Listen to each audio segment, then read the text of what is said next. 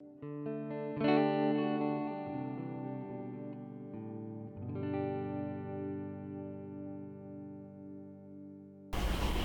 back.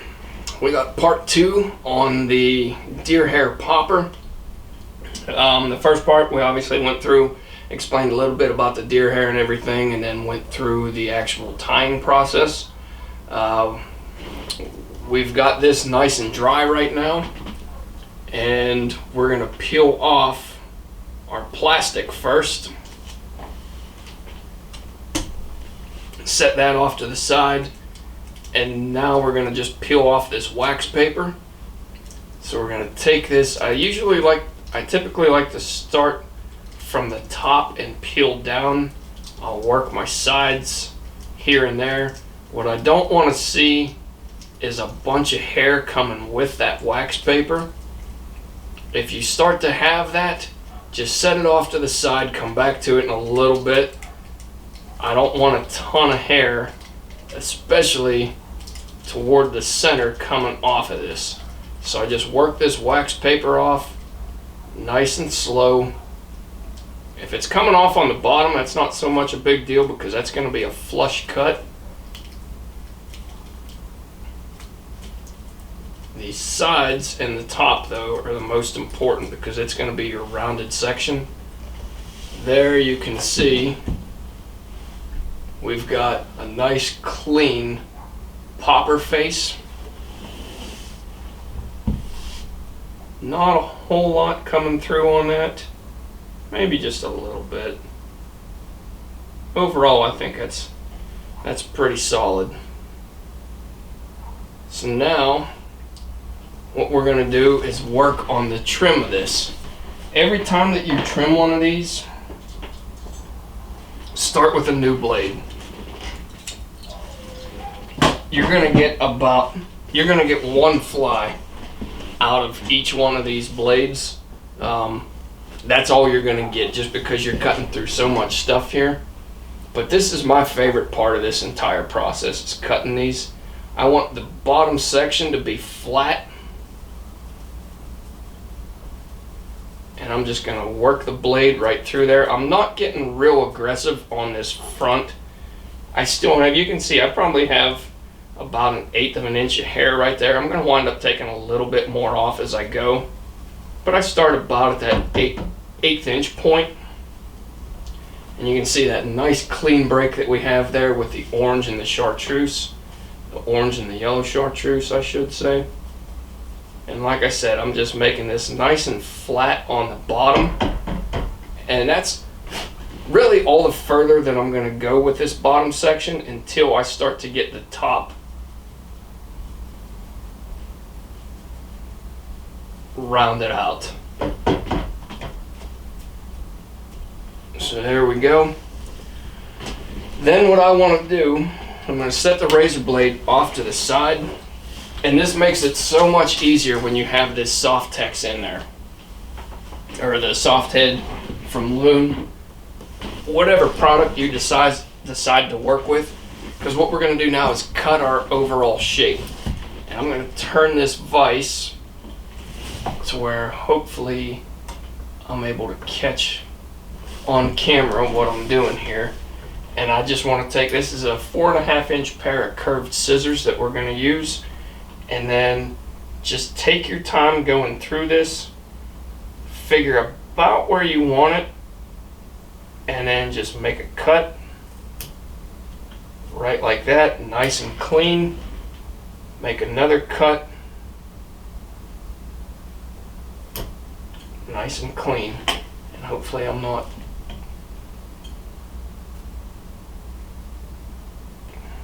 in the way of the camera here. And when I do this, I don't rush through this section here at all. I'm just laying the scissors on top of the section that I already cut. That way it's going to be as consistent as possible going back through here. And I'm thinking about putting something together to where I'm able to have a consistent cut the entire way through. I haven't put a whole lot of thought to what I want to use on that yet. Probably just a piece of 30 pound or something like that. I'll be able to make my overall shape that I want. I just want it to be able to be as consistent as possible. But for now, this is going to work. So let's take a look at that in the camera there. It's a little bit off. Yeah, it's not quite as rounded. I'm going to block the camera here. It's not quite as rounded as I would like it. In this section, the bottom's not quite as rounded. We'll just kind of dress that up a little bit.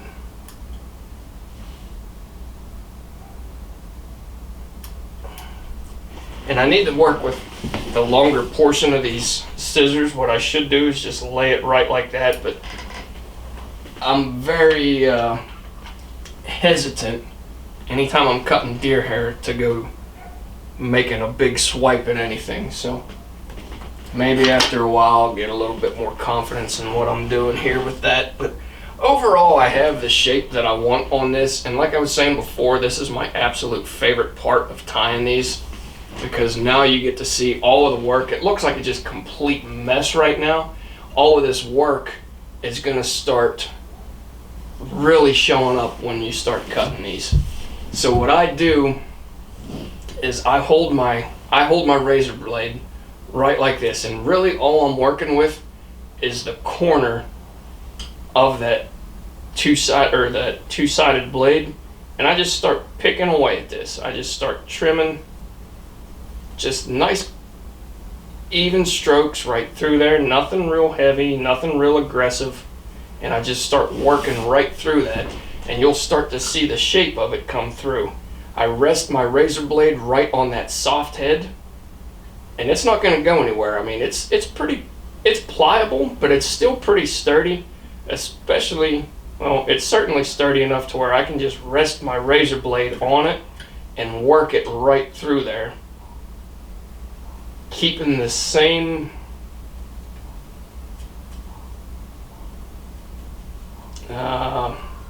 circumference, I guess would be the best way to put it. Keeping the same shape. There, that's an easier way. I'm able to keep the same shape going back as I have on the front. And that's where, like I said, reading that in Pat's book really just took these poppers to a new level. And you can see our designs and everything are starting to come through here. Just go right through, just using the tip of your blade, just using that one corner. And if you feel that it's starting to get a little loose on you, you got 3 other corners, just turn your blade around and use that.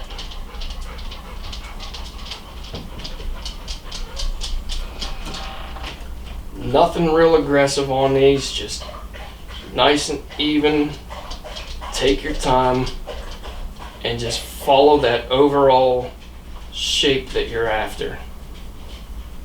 That shape that you cut with the curved scissors is what's going to follow this the entire way back.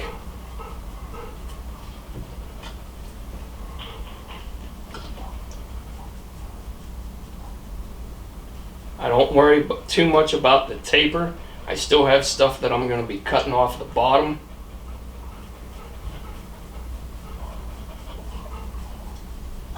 I'm just knocking this back as I go. So there we can see.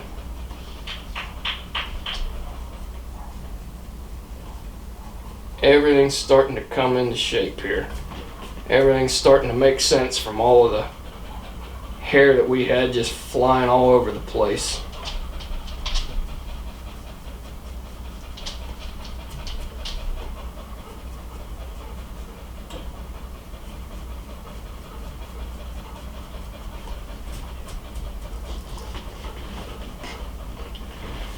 Take your time throughout the entirety of this is the one thing that I will preach the most. There's no sense spending a half hour, 45 minutes, an hour, however long it takes you to get all of this hair in place and then just ruin it by making an aggressive cut with the razor blade that you're not able to recover from, because there is no gluing this stuff back on. Once it's cut, it's gone. There, our brakes are starting to come in, and I'm not too awful concerned. There's stuff that I see here that it's going to wind up getting trimmed a lot more. I'm just going over with the overall shape on that popper for now. Just getting the overall shape down off of the head that I have. I'm going to have a lot more of a taper as I go back through this, but we're just getting that shape down. Take your time working through it. Got my hand in the way there a little bit. I didn't check the monitor. I don't know, that's going to be a tough one. I really need an overhead view on this. Maybe I'll work with... I might just look at getting a new camera anyhow. But there you can see our... I'll move my hand back every couple of... Or if I can... Let me try and rotate this vise slightly. Let me try and rotate that. Maybe I'll be able to keep my hand out of the way as I trim this.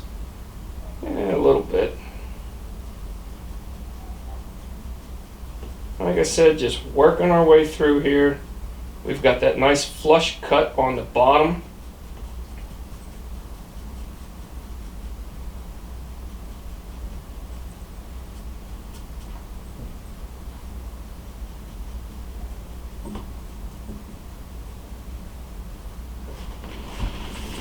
We're starting to get the overall shape of our fly, and the design's starting to come in. Everything's looking pretty clean here so far. Now I just want to get a little bit more aggressive, and as I go to the back, I want to take a little bit more off on this bottom.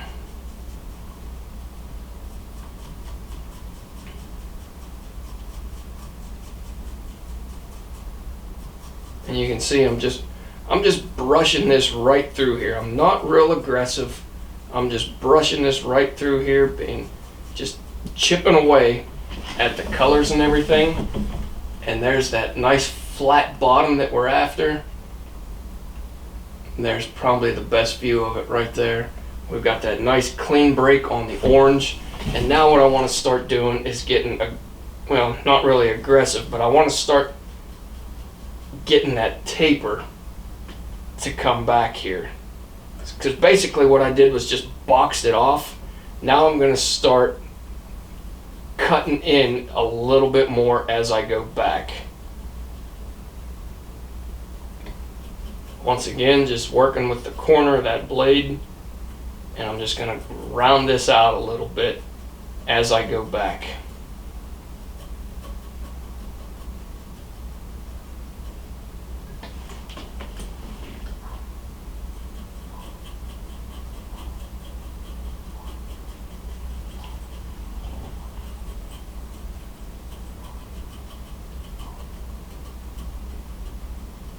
Alright, I got those sides, or this side, pretty well cleaned up.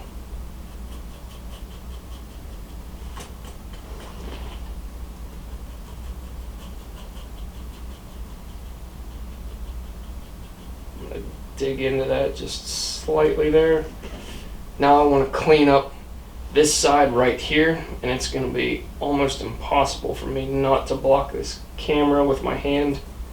But I'm going to do my best here to keep everything pretty clean.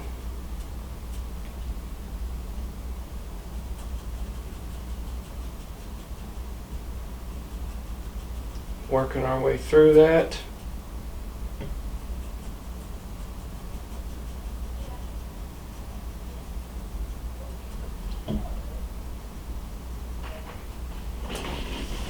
Alright, you can still see where that top's a little bulky right there. I'm going to take and just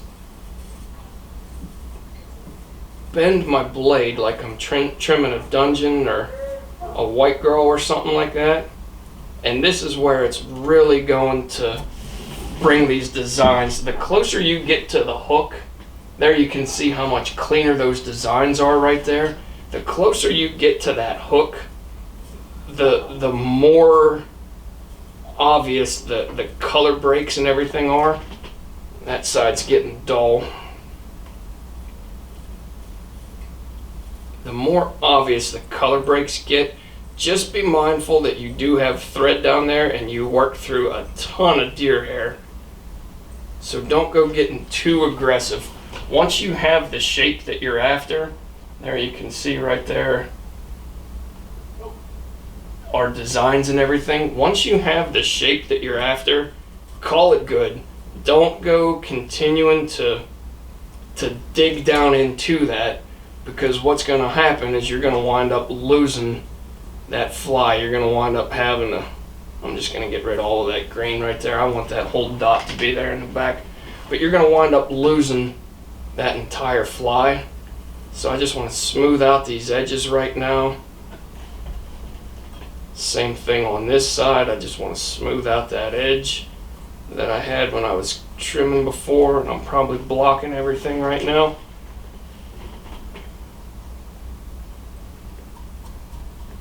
There we go. Everything's really starting to take shape here. I'm going to take this and just push this a little bit more aggressive on the bottom.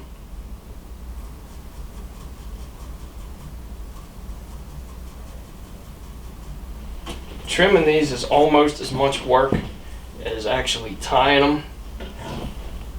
It can get, you can spend a lot of time with the razor blade on these here.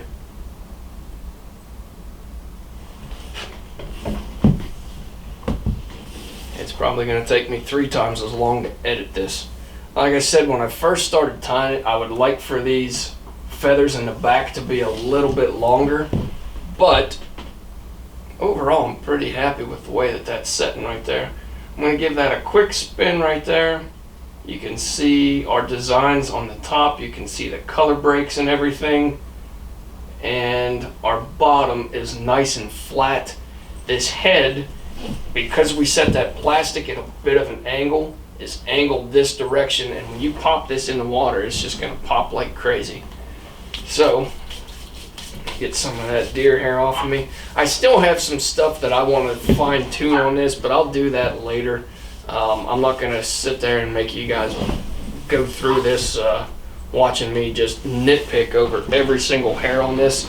But we'll come back in a little bit and we'll finish this fly up.